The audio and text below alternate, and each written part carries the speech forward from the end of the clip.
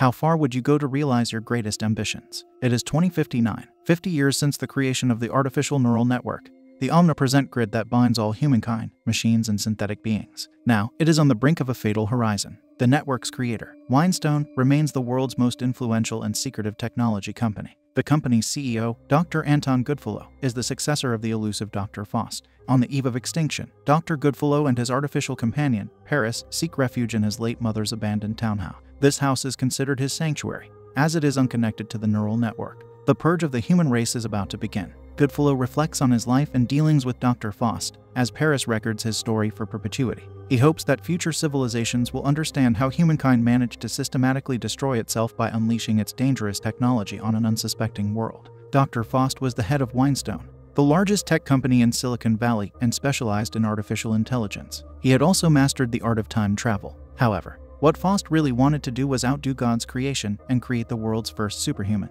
We are introduced to new characters, God and Mephisto. Mephisto has seen too much of humanity, and he thinks of mortals as easily corrupted, conquered, and swayed. But God disagrees. The two are engaged in an intense chess match, and Mephisto is discussing the lowly nature of humans, claiming that they would be better off without the heavenly light that God deals them. But is that all Mephisto can do? Criticize eternally. Nothing is ever right on earth for him. But God mentions Faust, the doctor, his good servant. God claims that, despite his confused and disordered service at the moment, he will find a clear way forward, with God's help. Mephisto taunts God. Would he place a bet on this fact? If God gives Mephisto leave to lead Faust down his path of chaos, would he travel down it? God says that as long as Faust walks the earth, he shall not interfere, giving Mephisto the green light to try and seduce Faust, if possible. Mephisto smiles devilishly. After all, it is not ghosts that he likes dealing with, but rather those who are still full of life. He is not afraid of losing the bet, taunting God with promises of cheers and shouts of victory. God says that jeers have never been his hardest trial. Instead, he is glad that humanity is being challenged in their strive for heaven,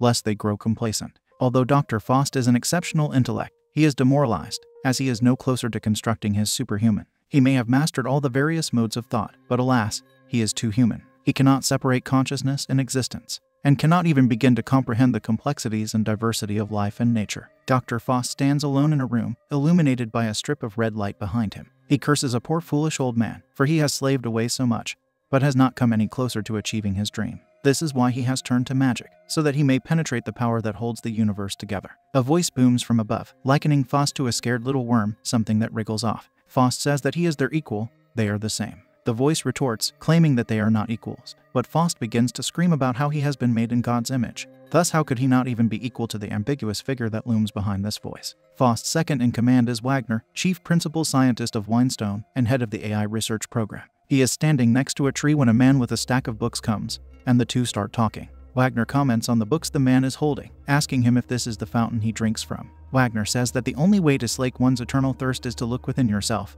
which is where all things start. No one has anything but their own poor spirit. How Wagner wishes that he could grow wings and rise into the air, forever ever after. The man responds by saying that he does not envy the birds, for there is a different pleasure of the intellect that sustains when one flips from page to page, and this goodness feels as though heaven has materialized in one's study. Wagner responds by saying that although the man knows one of the great driving forces of life, may he never know the other. He theatrically pulls out a replica of his head and starts talking about the duality of his selfhood. Two souls live within him, both irreconcilable with the other. One lusts for the world with all its might, greedy for all pleasures. The other rises from the dirt, up to where his great forebears dwell in heaven. We return to Goodfellow's narration, as someone chops vegetables on the screen. He tells us that Faust is disheartened, that he will never gain access to the means required to mimic and outdo God's creation. In the bath, Faust reflects on how he is no god. A worm is all he is, wriggling through the soot. He holds up a vial of blackish liquid, praising it for its power as an easy sleeping potion, a pure distillation of subtle poison.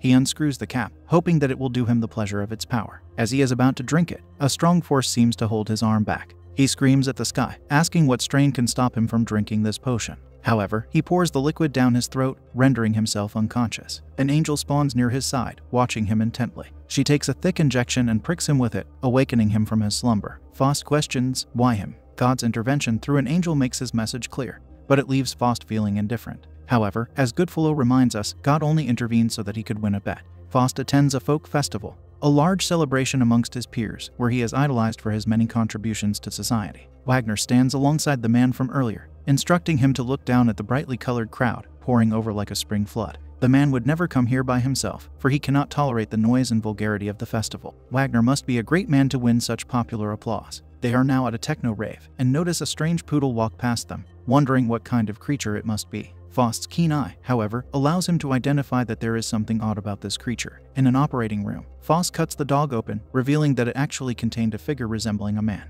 The man asks Faust what wish of his he can fulfill. He reveals that his nature is actually one of evil, as evil is the stuff in which he swims. To Faust, it seems he has invoked the devil, and he speaks to him in the language of power. However, this form of the devil is just Mephisto in disguise. He immediately proposes a deal to assist Faust in his quest for divine knowledge, and grant him access to the secrets and means of creation. But in return, he wants access to all the digital data that Faust has on mortals, as information is power. Like God, Mephisto wants to use all the advantages at hand to win the bet. But unlike God, he also wants to have some fun along the way. A woman resembling Marilyn Monroe announces an alliance between Dr. Faust and Mephisto. Mephisto promises to do Faust's bidding, and Faust tells him to never flatter him with false visions of luxury. Mephisto decides to take Faust to Berghain, a Berlin nightclub associated with decadence and hedonism. One cannot know the secrets of the universe until they have known both good and evil. One cannot understand God without this knowledge, and one can only learn from experience. Plus, Mephisto probably thought that Faust could use a little unwinding. Mephisto tells Faust that first, they shall mix with little people and then with great people. The pleasure and profit that Faust will gain from their alliance will be unparalleled. The two float into the air, landing in Berghain. However, simple pleasures cannot satisfy Faust, and Mephisto takes him to see a witch that will rejuvenate him. However, Faust is wary of this witch. Mephisto and the witch laugh maniacally as they hand Faust a mask from her cauldron, turning Faust into a Marilyn Monroe look-alike. The witch offers Faust an elixir, and it brings forth a vision of a beautiful woman looming over him. Faust fawns over the woman, and Mephisto tells him that every fair woman will be his. However, Mephisto still has some tricks up his sleeve. With that potion in Faust, he'll soon start to see beauty in every woman around him. Faust returns to work, with the best intentions of creating his superhuman. However, his base instincts have been aroused, and he can't help but notice and become fascinated with 16-year-old Gretchen. Faust and Gretchen chat briefly, and Faust only falls further in love with her. He tells Mephisto that unless she is in his arms by tonight, the two of them will be done. Faust is infected with power, and Gretchen receives an unexpected promotion to his new personal assistant. Gretchen is picking petals off a flower, wondering whether he loves her or not. Faust tells her to let the flowers tell her the truth, that he does in fact love her. The two discuss how they can spend more time together, as Gretchen's mother cannot know about this tryst. Faust tells her not to worry and hands her a vial of liquid. A few drops in her cup will lull her into a deep sleep. The two reconvene later, and Gretchen asks Faust about his religion, suspecting that he is indifferent to such faith. Faust brushes her off and takes her underwear off, proceeding to make love to her. Behind them on the screen, a radioactive signal flashes from green to red. It turns out that the vial that Faust gave Gretchen, given to him by Mephisto, resulted in Gretchen's mother passing away. Gretchen's brother is a vengeful man, with no devil on his side, who attempts to murder Faust as revenge for the destruction of his sister's innocence. Gretchen's brother does not succeed in his revenge, and Mephisto and Faust have no choice but to eliminate him. We see Gretchen crying at the sight of her deceased mother and brother falling to the ground. Faust and Mephisto flee the scene, and Gretchen takes the blame for the demise of her mother and brother, leading to her imprisonment. Helicopters and sounds of war can be heard behind Goodfellow's narrative of Faust, but they must trudge forward as the world is crashing down on them. Mephisto takes Faust to Brocken Mountain, a bacchanal of music and lust. Faust catches a glimpse of a girl with empty eyes and blonde hair, pale-faced and ashen with fear. The girl resembles Gretchen, and he begins to walk towards her, attempting to free her. Mephisto says that her eyes resemble those of Medusa's, or of a corpse, and Faust is distracted once again. However, these vices can only entertain him for so long. Faust is overtaken by a moral fever, and tries to free her from her cell. But it's too late, she is with child. Gretchen begs to let them nurse her baby, but they snatch it from her breast. She says she will never be happy again, and just then, Faust enters her cell. She kisses him, but his lips are too cold, and she pulls away to reveal that in her eyes, Faust has become hollow and ashen, like a skeleton. She accuses him of not having any love for her, and Faust leaves, speechless, Mephisto following behind him. Soon after, Gretchen takes her, but Mephisto has still not won the bet with God, as it is being upheld by Faust's sudden plan to save Gretchen. Moreover, Faust is still unsatisfied, as he has not found the means of creation and he still has the devil on his shoulder. Guilt pervades him, and his heart grows to stone, weighed down by the consequences of his actions. Faust is shown to be hooked up to an IV drip in a hospital bed. His sorrows sing up to the heavens, and God, unwilling to lose a bet, sends another angel down to purify his soul and absolve him of his sins. Faust shoots up, as he has been born anew. He says that he has now been energized, and will return to striving towards great heights. Back in Goodfellow's house, we see him crying in pain. An unconscious woman lies next to him, blood dripping from her stomach. However, this vision was merely a nightmare, and Goodfellow is awakened by his android in a stir. He narrates his nightmare, saying that he saw Faust's protective angel fall from the sky, crucified on the cross. His bot's eye shines red, the mark of a camera, as he continues recording his tale. His dream is meant to symbolize that God's power is waning,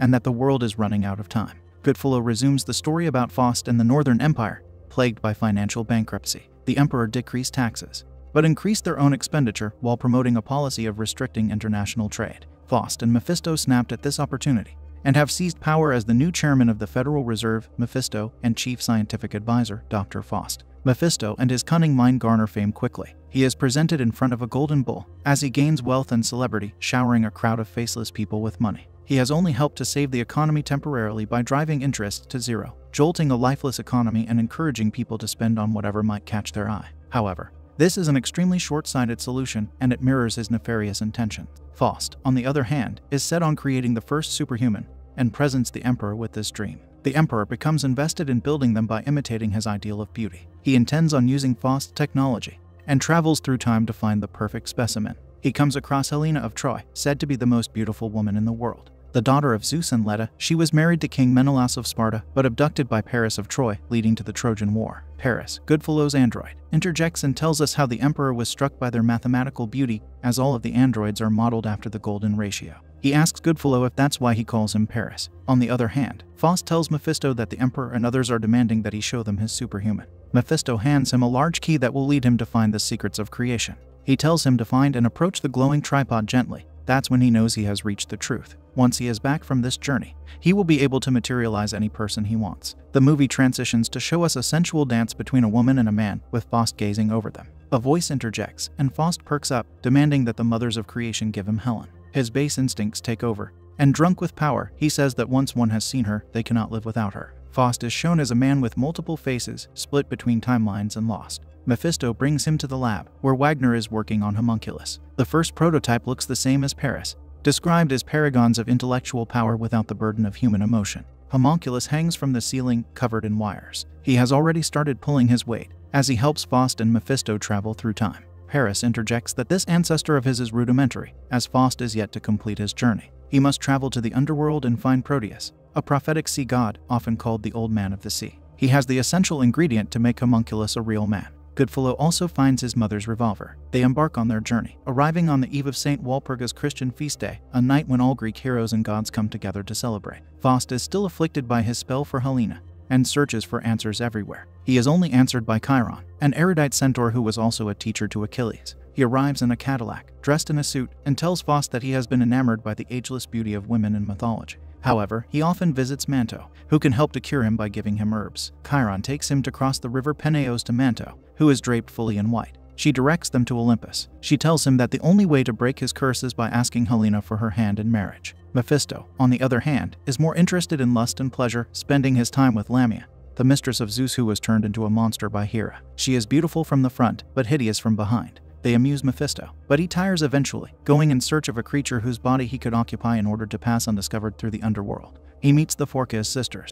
They share one eye and one tooth, symbolize old age, and are seduced by Mephisto's charming words. They agree to lend him a body. Homunculus seeks out Proteus and finds Galatea, a midwife of the underworld and a servant of Protea. He is the ruler of creation, and Homunculus longs to be alive. He asks Proteus to bless him with those that will make him whole: awareness, intuition, and beauty. Homunculus is born anew, invigorated with life. Faust, however, must steal Helena from Menelaus. While in the body of the Phorcys sisters, Mephisto helps to sway Helena. He tells her that he knows of bold men who have created a strong kingdom. This kingdom is regal and magnificent, and their chief is Faust, capable of saving them too. Helena, although aware of Mephisto's duplicitous and evil nature, agrees to go with him. Faust proposes to Helena, promising her a servant, protector, and lover all in one. The two marry happily, but Menelaus and his armies are in pursuit of Faust. However, Faust has the advantage, as he gathers his technology, bombs and rockets to massacre the other side. Homunculus brings Mephisto and Faust Menelaus's head on a platter, and they celebrate with a dance. Helena is also found to be with a child, and she gives birth to a son,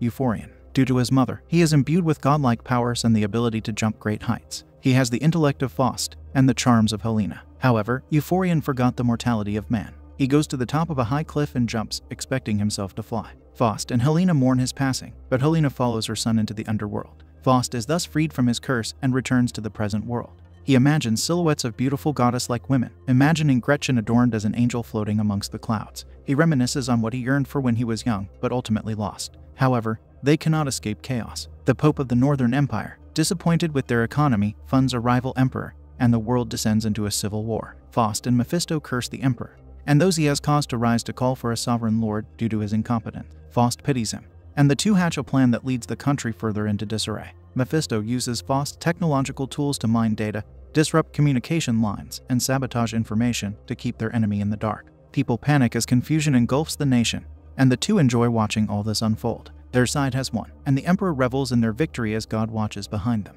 The emperor instructs his soldiers and civil servants to gather taxes, rents, tolls, fees, and royalties from workers and others. However, a hooded figure approaches the emperor and tells him that the sight of his savior plagued with satanic power bereaves him. This news could be upsetting for the Pope to hear, especially since their region is erected on the church's land, as per a recent official conveyance of the land. On the other hand, Faust continues to work on grand scientific projects. For his work, he is rewarded with a coastal piece of land. He sees everything as an opportunity, trying to convert even the sea into property with which to win power and fortune. Faust ages as time passes, still set on garnering as much fame and authority as he can. Although his estate is massive, he laments over the fact that he does not own everything. He challenges Mephisto to help him fulfill this wish. Faust's tap of desires never runs dry, as he keeps wanting more and more, an unquenchable thirst. He conquers neighboring lands, and the earth begins to crumble as water starts to disappear, and the island sinks. A woman clothed from head to toe in white, called Care, comes to Faust, warning him of his end coming nearer. Faust calls her power insidious and cunning, saying that he does whatever he desires. He claims that he has lived life well,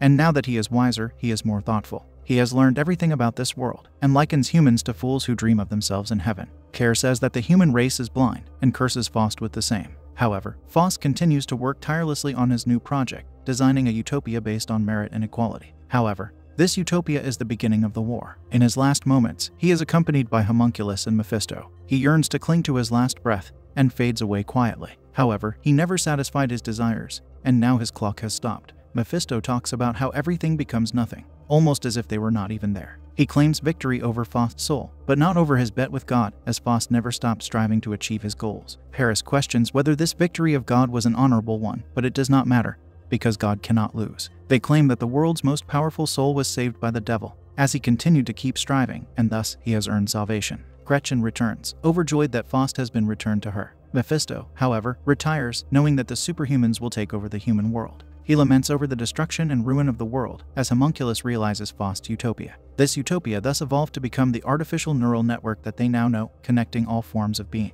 At first, it was controlled and equally distributed, but when they became linked, they realized how flawed the humans were. They began to envy the intellect of the superhumans, forgetting that it is their flaws which make them captivating. Everyone began to have technological updates, but nothing was enough. Now, the artificial neural network seeks to eliminate everyone, human and non-human alike. Goodfellow created the network, and although some tried to fight it, others were enslaved by it. A door crashes near them, as their time begins to come closer to the end. Goodfellow intends on launching the video of this story into space, along with DNA samples of Gretchen, Faust, and Wagner. The sounds of walking amplify as their destruction draws closer. Goodfellow reflects on his time and life, stating that if Faust was alive, he might have understood his need to strive for great heights. Harris and Goodfellow embrace each other, and Goodfellow hands him his mother's revolver before the soldiers outside can break through. Goodfellow perishes. However, his story about the world and its demise survives him, and hopefully is heard by those in the future.